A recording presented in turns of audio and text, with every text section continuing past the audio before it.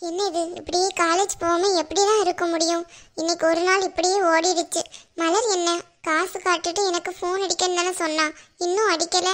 இவ அடிப்பான்ட்டு வெயிட் பண்ணிட்டு இருந்தா முடியாது போல, நம்மளே அடிச்சு பேச வேண்டியதுதான். ஃபோனை எடுடி, பிக்கப் பண்ணு. ஏன் இவ்வளோ நேரம் அடிச்சு எடுக்க மாட்டேங்கிறா? இவன் என்ன அப்படியே ஆஃபீஸ்ல இருக்கா? ஆஃபீஸ்ல இருக்கையில கூட ஃபோன் அடிச்சோன்னு எடுத்துருவா. இப்போ வெட்டியா வீட்ல தானே இருக்கா. இப்போ எடுக்கிறதுக்கு இவளுக்கு என்ன பிரச்சனையா? ஹலோ. மலர் மலர். சொல்லு பூமாரி, சாப்பிட்டியா? ஆமாடி, இப்போ சாப்பாடு ஒண்ணுதான் பிரச்சனை பெரு. சாப்பாடா முக்கியம்? நான் என்ன கேட்க வந்தேன்னா நீ என்ன கேட்டுட்டு இருக்க என்கிட்ட? சாரி பூமாரி, என்ன கேட்க வந்த? ஏன் நான் என்ன கேட்க வந்தேன்னு உனக்கு தெரியாதா? காலேஜுக்கு நேரத்தும் போகல, இன்னைக்கும் போகல மலர். இன்னைக்கு ஈவினிங் போல ஆயிடுச்சு. என்ன பண்றது? நீ தான் காசு வாங்கிட்டு வரேன்னு சொன்னீல, என்ன ஆச்சு? ஏதாவது கேட்டியா? பூமாரி, நான் உன்கிட்ட எப்படி சொல்றதுன்னு எனக்கு தெரியல. ஆனால் உன்கிட்ட சொல்லி தான் ஆகணும். கேட்குறேன்னு தப்பாக நினச்சிக்கிட்டாத. நீ அங்கேயே காசு வாங்கினா என்ன? நீ அங்கே போய் எதுக்கு இருக்க அப்போ? என்ன மலர் சொல்ற? இல்லை பூமாரி, நீ என்கிட்ட அம்மா கிட்டலாம் என்ன சொல்லிட்டு போன? உன்னை அவங்க முழுசாக ஏற்றுக்கிட்டாங்க, அவங்க தான் மன்னிப்பு கேட்டாங்கன்ட்டு சொல்லிட்டு தானே போனேன். படிக்க சொன்னது எல்லாமே அவங்க இஷ்டம் தானே, அவங்களுக்காக தானே நீ படிச்சுட்டு இருக்க. அப்படி இருக்கையில் அந்த படிப்புக்கு உண்டான காசை அவங்க தரதானே செய்யணும். அதை நீ அங்கேயே கேட்டா என்னான்ட்டு கேட்குறேன். அதுக்கு தான் நான் உன்கிட்ட ஆன்சர் சொல்லிட்டேன்ல. நீ காசு வாங்க போனியா இல்லையா, அதை மட்டும் சொல்லு. இல்லை, நான் போனேன்தான். ஆனால் அவர் தர முடியாதுன்னு சொல்லிட்டாரு பூமாரி, எதுவும் நினச்சிக்கிடாத. ஓ அப்படியா? சரி இருக்கட்டும், ஒன்றும் பிரச்சனை இல்லை. அதுக்கேண்டி இவ்வளோ தயக்கப்படுற? அப்பவே கால் பண்ணி சொல்லியிருக்கலாம்ல. வேற எங்கேயாச்சும் ஏதாவது ஏற்பாடு பண்ண முடிஞ்சா பண்ணியிருக்கலாம். டைம் வேஸ்ட் பண்ணிட்டு இருக்க. ஆனந்த் முடியாதுன்னு சொல்லியிருந்தா எனக்கு ஒரு ஃபோன் பண்ணி சொல்லியிருக்க வேண்டியதே நீ. பூமாரி, சாரிடி, எனக்கு எப்படி சொல்கிறதுனே தெரியல. அவர்கிட்ட போய் கேட்டோம்னா அங்கே தானே உன் அக்கா இருக்கா, அவங்க கிட்ட கேட்குறது தான் முறைன்னு சொல்கிறாரு. எனக்கு என்னமோ அவர் பேசுகிறதும் கரெக்டுன்னு தாண்டி தோணுது. ஆமா ஆமா, உனக்கு எல்லாம் கரெக்டுன்னு தான் தோணும். ஏன்னா நீ கல்யாணம் பண்ணிக்க போற மாப்பிள்ள இல்ல, அவர் சொன்னா கரெக்டா தானே இருக்கும். என்ன பூமாரி பேசுற? அப்போ ஆனந்த் நான் கட்டிக்க போறேங்கிறதுக்காண்டி ஆனந்த் பேசுறதெல்லாம் கரெக்டுன்னு பேசுறேன்னு சொல்றியா? அப்படியெல்லாம் சொல்ற மனநிலையில நான் இல்ல மலர். எனக்கே காலேஜ் ஃபீஸ் கட்டுறதுக்கு யார்கிட்ட கேட்கான்ட்டு தெரியாம இருக்கேன். நீ வேற ஏதாவது சொல்லிட்டு இருக்காத. சரி போனை வை. பூமாரி பூமாரி, கட் பண்ணாத. சொல்லு மலர். ஏண்டி, ரொம்ப கஷ்டமா இருக்கு உனக்கு ஹெல்ப் பண்ண முடியலன்ட்டு. ஆனந்த் இப்படி பேசுவாருன்னு கொஞ்சம் கூட நினச்சி பார்க்கல. நீ கொஞ்சம் உன் ஹஸ்பண்ட் கிட்ட கேட்டு பாரு, அவர் உனக்கு உதவி பண்ண முடிஞ்சா ரொம்ப நல்லது தானே. அதுக்கு நான் சும்மாவே இருந்துருவேன். சரியா, அமைதியா போனை வச்சிரு.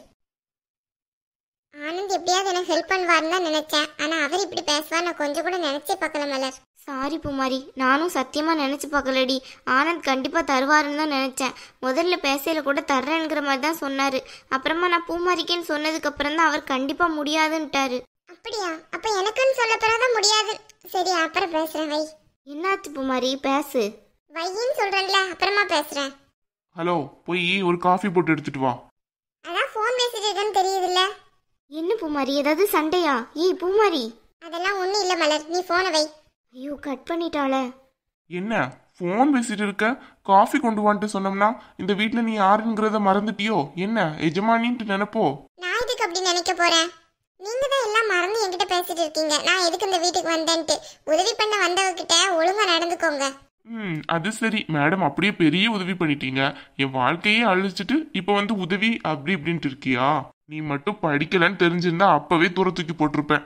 படிக்கலன்னு சொல்லி ஏமாத்தி கல்யாணம் பண்ணிக்கிட்டு இப்போ வந்து உட்காந்து பேச்ச பாரு. இங்க பாருங்க, நான் படிக்கலன்ட்டு போய் சொல்லல. அது எனக்கு தெரியும். உங்களுக்கு தெரியணுங்கிற எந்த அவசியமும் கிடையாது. சரி போறியா? போய் காஃபி போட்டு எடுத்துட்டு வா. அம்மா என்ன ஏதோ ஃபீஸ் அப்படி இப்படின்ட்டு பேசிட்டு இருந்த? காலேஜ் ஃபீஸ் கட்டலையோ? அதான் காலேஜ் போகாம இருக்கியா? Mind your words. அடடே, கோவம்லாம் வருது. என்ன இப்போ உங்களுக்கு பிரச்சனை? என்னோட காலேஜ் என்னோட ஃபீஸ். நான் கெட்டுவேன், கெட்டாம இருப்பேன். காலேஜ் போவேன், போகாம இருப்பேன். அது என்னோட தனிப்பட்ட இஷ்டம். அதை நீங்க தலையிடணும்ட்டு எந்த அவசியமும் இல்லைல. அது சரி. எவ்வளோ கட்டணுமா காலேஜ் ஃபீஸ்? எவ்வளவோ கட்டணும். அதுக்கு என்ன இப்போ? திமிருக்கு ஒன்றும் குறைச்சல் இல்லை.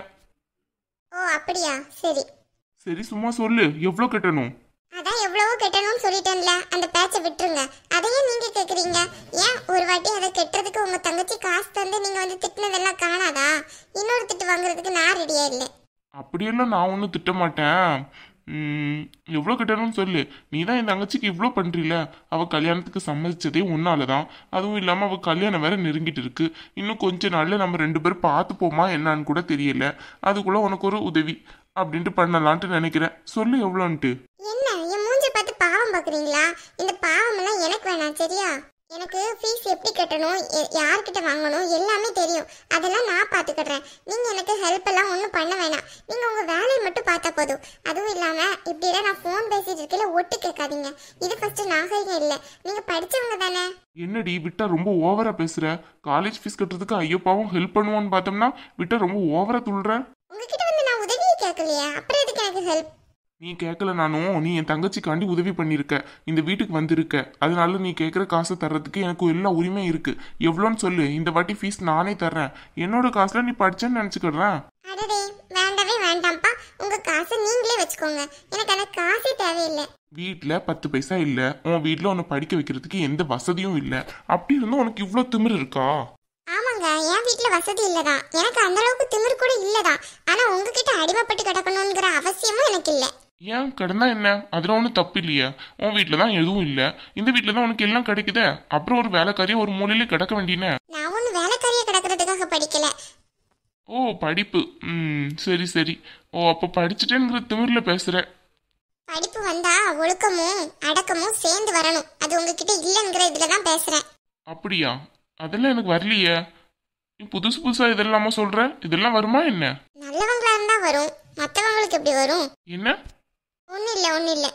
சரி சரி சொல்லு, எவ்வளோ கட்டணும் காலேஜ் ஃபீஸ்? நானே உனக்கு தந்து உதவி பண்றேன். அதெல்லாம் ஒண்ணு வேண்டான்னு சொல்லிட்டேன்ல. தயவு செஞ்சு ஆளை விடுங்க. காலேஜ் ஃபீஸ் கட்டவும் வேண்டாம், அப்புறம் வந்து உனக்கு நான் தான் கட்டணும்னு சொல்லி காட்டவும் வேணாம். எனக்கு இந்த ரெண்டுமே பிடிக்காது. எவனோ ஒருத்தன் அவன்கிட்ட எல்லாம் காலேஜ் ஃபீஸ் வாங்கி கட்டணும்னு நினைக்கிறேன். நான் என்னதான் இருந்தாலும் உனக்கு ஃபர்ஸ்ட் தாலி கட்டின ஹஸ்பண்ட், என்கிட்ட வாங்கினா என்ன தப்பு? ஹஸ்பண்ட் சரி, ஞாபகம் இருக்கா? என்னதான் இருந்தாலும் நீ கொஞ்ச நாளைக்கு உன் மனைவியா வாழ்ந்துருக்கீல, அப்ப ஞாபகம் இருக்க தானே செய்யும். பொய் மனைவியா? இப்படி எல்லாம் பேசாதீங்க, எனக்கு ரொம்ப கஷ்டமா இருக்கு. பவித்ராக்காக உதவி பண்ணணும்னு இந்த வீட்டுக்கு வந்தேன். இப்படி எல்லாம் நீங்க பேச என்ன நோக அடிச்சீங்கன்னா நான் இந்த வீட்டை விட்டு இப்பவே கிளம்பிடுவேன். பவித்ரா கிட்ட எல்லா உண்மையும் சொல்லிட்டு. ஏய் என்ன மிரட்டுற? அப்படியெல்லாம் எதுவும் பண்ணிடாத. அவளே பாவம், இப்பதான் கல்யாணத்துக்கே சம்மதிச்சிருக்கா. அவ மூஞ்சில இப்பதான் சிரிப்பு வருது.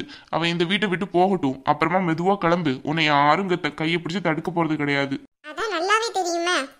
அப்படியே தடுத்தாலும் நீ நிக்க போறதும் கிடையாதுல்ல, அதுவும் உனக்கு நல்லா தெரியும்ல.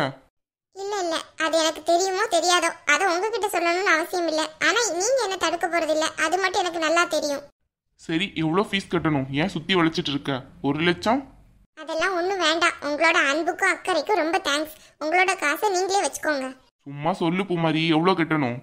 எதுக்கு என் பேரை சொல்றீங்க? உன் பேர் அதானே, இல்ல சோமாரியா? ஹலோ. சரி சரி, சும்மா காமெடி தான் சொன்னேன். சிரிப்பேன்னு பார்த்தேன், சிரிப்பி வரலையே உன் மூஞ்சில. சிரிப்புங்கிறது 2 பேரும் மனசு விட்டு பேசி சிரிக்கணும். இந்த மாதிரி அடுத்தவங்களை கிண்டல் பண்ணி வர்றதுக்கு பேரு சிரிப்பு கிடையாது, அது ஏளனம். என்ன இது, படிப்பு ஆரம்பிச்சப்பறம் ரொம்ப ஓவரா பேசுற? இந்த மாதிரிலாம் நீ பேச மாட்டிய, முன்னாடி அமைதியா தானே இருப்ப.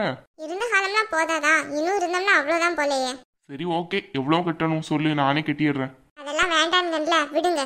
வேணானா விடு.